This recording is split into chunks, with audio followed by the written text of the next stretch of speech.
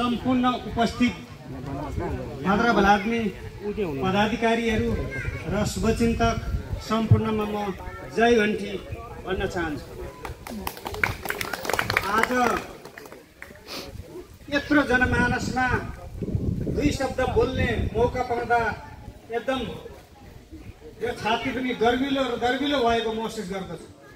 अहिलेको खास के हो भने यो क्षेत्रको मात्रै नभएर उदयपुर जिल्लाको कोशी प्रदेशकै उज्जवल भविष्य भएको उदयपुर जिल्लाको जलजले सिमेन्ट फ्याक्ट्री उद्योगको बारेमा हामीले बार अभियान चलायौँ, बार खबरदारी गऱ्यौँ र विशेष संसदीय छानबिन समिति आउँदाखेरि हामीले डटेर यहाँ कुरा राखेका छौँ। यो सिमेन्ट फ्याक्ट्री त बिको दादाले भनेर अहिले बाले यहाँ कसले पनि भन्नुभयो।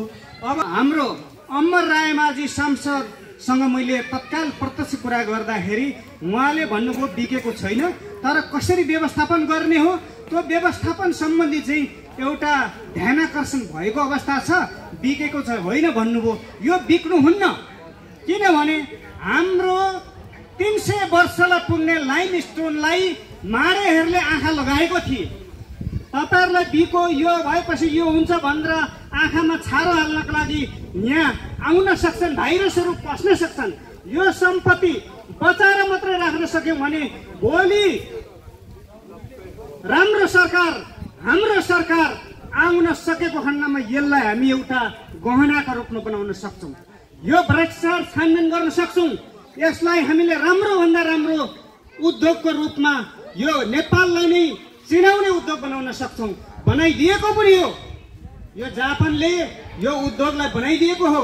मैले संसदीय छानबिन समितिमा प्रस्ताव दलका सांसदहरू आउँदाखेरि मैले कुरा राखेको थिएँ, यो निजीकरण गर्नुहुन्न, 3PP मोडल पब्लिक पार्टनरशिप मोडलमा लानुपर्छ, सबैको शेयर हालेर पनि यहाँ चलाउनु पर्छ। राम्रो दक्ष म्यानेजमेन्ट जापानिज प्राविधिकलाई ल्याएर अपग्रेड गराएर यो सिमेन्ट उद्योग चलाउनु पर्छ भनेर मैले कुरो राखेको थिएँ। त्यो कुरो मैले भिडियो हालेको थिएन, यो भिडियो म तत्कालै प्रसारण गर्दैछु। यो दबाब स्वरूप तपाईहरु हामीहरु यहाँ उठ्न जरुरी छ, यो रोक्न जरुरी छ। यो निजीकरण कदापि सही हुँदैन। तपाईहरुलाई यति भन्नको लागि मैले फेरि 2 मिनेट टाइम मागेर यो बोल्न बाध्य भएको। हामी निरन्तर लाग्नेछौँ, आजदेखि नै हामी निरन्तर लाग्नेछौँ।